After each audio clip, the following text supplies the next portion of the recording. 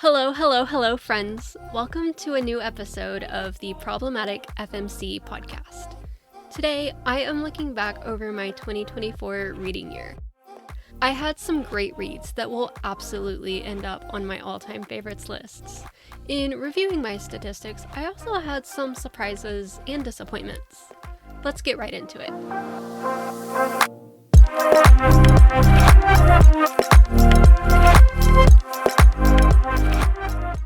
In 2024, I consumed 99 books totaling over 45,000 pages.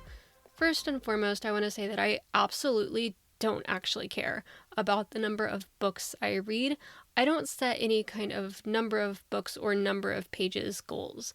I am here for quality over quantity, and I merely give those numbers for context of the rest of my statistics.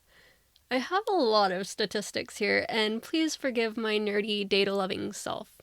While I do use Goodreads as a main hub of information about individual books, I actually track my reading with Airtable, which is a spreadsheet database software that I've set up to meet my needs. While it does have some features behind a paywall, everything I use in my book tracking is on their free plan. I hope to do a whole episode in the future devoted to this process. Of the 99 books I read in 2024, 58 of those were in print or on my Kindle, and 41 of those books were listened to on audio. That's a little misleading though, since I prefer to read longer books on audio. When I compare by page count, it's about 53% physical and 47% audio. One interesting thing I tried this year during one of my long weekends is alternating between audio and Kindle for a few books. Using the time left in book features, I noticed that I physically read at the exact same pace that I listen, which was really interesting. I vary from about 1.5 to 2.2 speed on audio, depending on the narrator and the complexities of the plot. I often start a book at a slower speed and then increase as I get to know the characters and the action picks up, which mirrors how we read physically, too. Genre-wise, my 2024 reading was fairly similar to previous years. My top genre was romance with 39.4% of my books. I don't see this changing a whole lot. I'm almost always either proactively reading a romance as my main Kindle book, or I have one on the side that I read a few chapters of at night while I'm winding down my mind to help get to sleep. As someone who works full-time, I find a lot of comfort in the predictable formula and easy-to-follow cast of characters that most romances have. Every single book in my top 10 list later in this episode has a love story of some kind. However, I really struggled with romantasy or fantasy romance this year. I forced myself to finish a few different series that I wasn't fully enjoying. Romantasy made up 20% of my reads, down a bit from 26% in 2023. A big lesson learned was to not buy the whole series before I've read the first book. It's really challenging advice to follow when I find a 6-book series used and in great condition, but good advice all the same. Among those that did not meet my expectations are Once Upon a Broken Heart, Kingdom of the Wicked, and Shatter Me. From these disappointments, I was able to nail down that I do not prefer books that prioritize vibes over plot. Although I know there are a lot of readers who can really appreciate well-crafted atmospheres, I need a very clear storyline to keep me into the book. Although, while the chosen one trope is inescapable in the fantasy genre, I found that if the main character is too far ahead of their peers and their enemies as far as powers or abilities, I struggle to cheer for them. It's also not entirely fair to any fantasy books I read this year since they followed my crash down the Sarah J. Maas rabbit hole.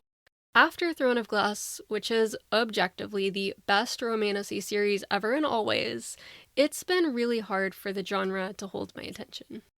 My biggest departure in 2024 was actually in nonfiction, or should I really say my lack thereof. My only nonfiction read was a very short professional development book that I read for work. For 2025, I've picked out some nonfiction books that sound interesting to me, and I hope to get back into those categories. One genre that increased this year was horror. In 2023, I read what was probably my first true genre horror book, and I upped that to 3 books in 2024, all during spooky season. All of these were enjoyable for me. I think it's very fun to have a situation where there's nothing off the table. Truly, anything can happen. It's also a fun playground to dug up some of the uglier truths about being human. I hope to expand my horror reading year-round in 2025. This year, I started tracking the series I read a little bit closer. I started 21 series and completed 9. It's definitely not a goal of mine to read further into every series that I start. However, if a series piques my interest, I do try to read those books close enough together that I don't forget what happens. I like tracking when the books I read were published. I read 13 books published in 2024, which I really blame on Bookstagram giving me FOMO for new releases. I did get into NetGalley for early reading arcs a bit more this year, and I discovered some great books, including one in my top 5 from that. 44% of the books I read this year were published between 2020 and 2023, 30% from 2011 to 2019, 9% from 1990 to 2010, and 3% were published before 1990. I'm pretty happy with those numbers. I like to prioritize backlist books for several logistical reasons. One, they're less expensive, and I can often find a used copy. Of the 73 books that I bought in 2024, 53% of those were used. Reason number 2 that I challenge myself to read more backlist, they're easier to get in audio or Kindle form from the library. 3, I very rarely read books immediately after purchasing, and so it seems a little silly to pre-order things just for them to sit on my shelf for a few months before I pick them up. And yet I continue to do it. And reason number 4, when I'm reading books in a series, I would prefer for it to be a completed series, if at all possible. So with all that in mind, here are my top 10 favorite reads of 2024. 10 is Love Light Farms by B.K. Borison. This one surprised me a lot. I really just wanted a cheesy holiday read, but I found myself really excited to stay in this story. The Christmas tree farm setting really put me in the holiday spirit. Friends to lovers and fake dating are actually 2 tropes I often struggle with, but in this story, they both made a lot of sense, and the couple felt really well matched. This is the first in a series that I hope to complete in 2025. Part of Your World, the whole series by Abby Jimenez. I became an Abby Jimenez completist this year, devouring this trilogy and the rest of her other books that I hadn't read. Part of Your World, the first book in a series of the same name, was a classic city girl meets country boy, but it also was so much more than that. Although I knew it was a romance that guaranteed a happily ever after, I seriously questioned how 2 people with so many obstacles could realistically make it work. I love stories that tackle the question, is love enough? And in this author's hands, it's always a resounding and very rewarding yes. Number 8, Things You Save in a Fire by Catherine Sinner. I cannot imagine making a list of my favorite books without at least one Catherine Sinner showing up. In this one, I loved the strength, including the courage to be vulnerable, from the main character, Cassie.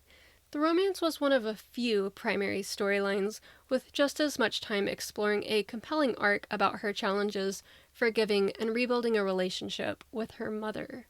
The love story interwoven in was all the more satisfying when challenged by Cassie's self-imposed rule to not date a fellow firefighter. I love a good forbidden romance.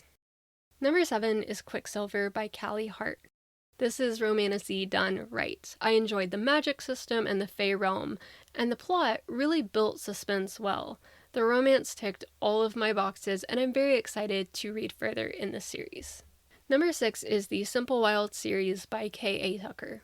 I actually had the pleasure of reading these books while I was in Alaska. For the parts that I was able to experience, Tucker really captures the beauty of the land, but also the challenges of the people who live there. This book is so much more than a romance, and I just found it very emotionally compelling. By that I mean, it made me cry. Number 5, no surprises here, The Stand was going to appear on this list. Stephen King writes such long but cohesive stories with so many side plots that all effortlessly feed into the larger arc, and with so many characters that you come to know as if they were your neighbors. He really is America's greatest storyteller. These pages are pure narrative, but also contain commentary on why some people choose evil because of circumstances, how the little people can be the biggest heroes, what happens when even the good guys harbor crippling vices, and how mankind is our own greatest enemy. Number 4, The Song of Achilles by Madeline Miller. The Song of Achilles is truly a book for anyone. It's so beautifully written in a way that made me want to savor the words, but it's also unputdownable with non-stop action, behind-the-scenes drama, and an inevitable tragedy that the reader knows from the beginning but is powerless to stop. Number 3, The Still Point by Tammy Greenwood. This is the most under-the-radar book on my list, and that's really a shame. I literally could not stop reading this one. It's sort of like Dance Moms, but make it literary fiction. Every character is somewhere between black and white, some darker than others, and their motivations have so many layers, making it very discussable. This story is raw, gritty, and salacious. Number 2, Magnolia Parks by Jessa Hastings. This blog might as well become a stan account for the Magnolia Parks series. I could not possibly have less in common with the characters, but spending time in their glamorous lives and crying along with their relationship woes was absolutely a highlight of my year. And number 1, drumroll please, Outlander by Diana Gabaldon. Obsessed doesn't even begin to cover it. This series has some of my all-time favorite characters, an epic scope across time and place that I never once got bored of, and the best narration I've ever heard. Part time-traveling fantasy, part well-researched historical fiction, part super steamy romance. This book really sits in a category all its own. It is a commitment with over 10,000 pages across the series, but one that has really enriched my reading life.